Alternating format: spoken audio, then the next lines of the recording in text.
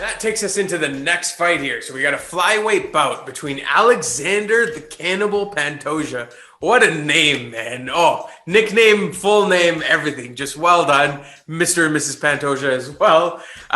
He's taking on a prospect making his UFC debut, actually, in Manel Kape here. So Pantoja sports that 22-5 record. He was rolling quite nicely in the UFC until he ran into, the champ in Figueiredo. That kind of derailed him, and he lost that one in decision back in 2019.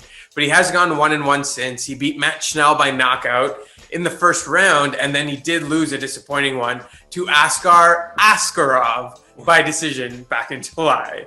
Manel, on the flip side, he rocks a 15-4 record, but he is making his UFC debut on Saturday.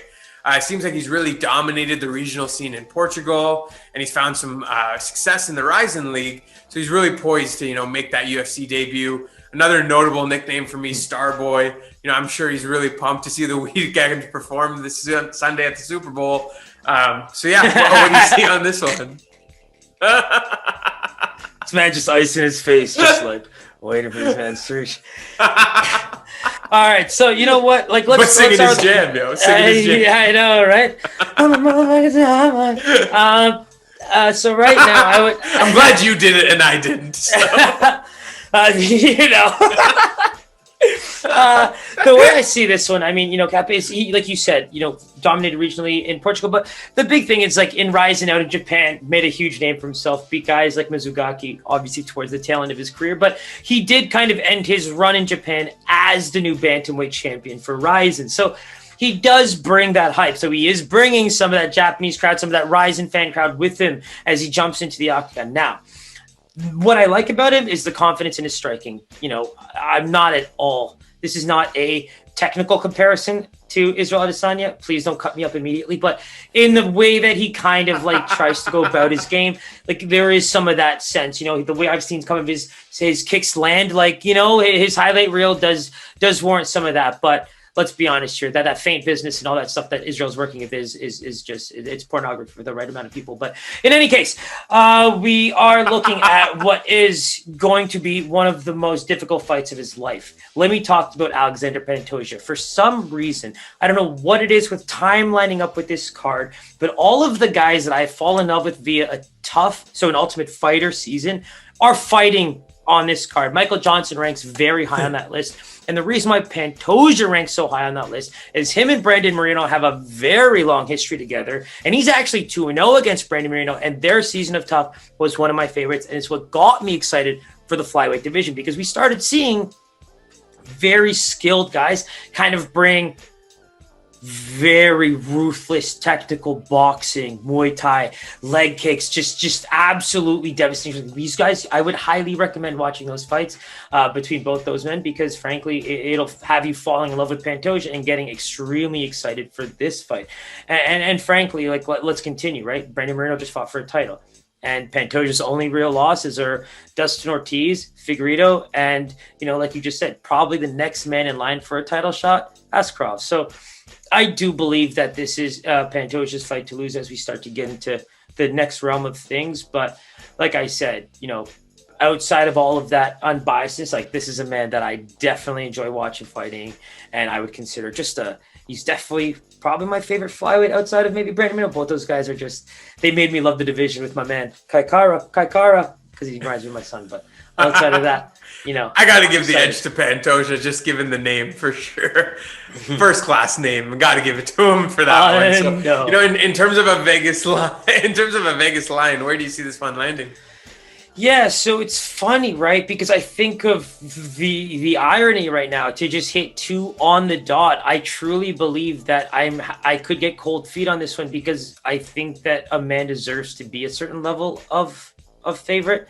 And I don't know if it's going to be read that way based on the hype around, Kape coming out of RIZIN. So I'm going to stick to my gut here and go with Pantoja at minus 200. Ooh. Based on the original opening line, I'm going to give you that bell, because you're right at the 50 mark. Okay. Yeah. So, Pantoja actually opened at a minus 150. Since then, it has dropped. It's a minus 135 currently. Oh, wow. Okay. Yeah, so we're going to give you that bell on this one for sure. Because I did originally have him at a 190. I might have to stop accepting this 58 range. That might be the new rule going into these next few fights. We'll talk about that later. But, my original line for him was minus 190. So I was just going to let you kind of go with that point, just to kind of finish off what you were saying there. Yeah, so, even more in line with the current line here. Kape comes in at a plus 110, which, was actually surprising to me given the fact that he's making his UFC debut against somebody with so much credibility. But that kind of goes to show the level of prospect that he really is. Exactly. In terms, for sure. In terms of finishing, do you see any value on an over-under here? I can tell you right now, without even looking, I'm pretty sure my boy Pantoja has never even been finished. I don't even think he's lost by a knockout or submission. I'm pretty sure you can check that right now, but I'm pretty sure he's only ever lost by decision. Wow. But even Askarov. All right, well, that's saying something. But because even Askarov, and what about his finishes? Oh, but that's my point, right? Like, here's the thing. The line, if you want to talk about a line that shook me right now, this line shook me a little bit. You're talking about a guy who has fought a title challenge, the most recent title challenger twice and beat him, and lost to, obviously, like we just said. And I actually think he took a round against Askarov. I think it was the second. He definitely did not lose that, like on a 30-27, 30-27, 30-27. I do not believe. So that's where I just think that even with that said, like that line might be the one that I disagree with by far of anything you've told me so far. That one has shook me to my core. I'm not even lying to you. Oof. Well, I think that's his way of saying we're going to be on Pantoja this Saturday. So, but we have to figure out what's hard and what's not. Right, what's hard and what's not. What's hard and what's not. What's hard and what's not. That's the this question. line. It didn't make sense. It didn't make sense to me either. I don't have any bias in this fight, and this line did not make sense to me either. I did just confirm you're right. Pantoja has never been finished. His three main losses were all by decision. So you're right there. If, there is value in Pantoja maybe going to decision, that's a plus 300, man. Wow. So, Pantoja to finish is plus 175, but that to win by decision is plus 300. So might see a little sprinkle action there. That's insane, man, because I'm wow. That could be the most Paisan spooky bet ever when it comes to the bet the casual. Stay tuned for that one. Jesus. And honestly, I see a ton of value in that because the fight to go the distance is not heavily favored on either side, right? So, it's pretty much a pick 'em on whether the fight will go the distance. And if we have a strong lean on Pantoja to get plus 300 for him to win that fight in decision, those numbers, that's music to my ears for sure. Can you believe the juice coming in on a man that has never fought in the UFC against a man who has fought? I can't.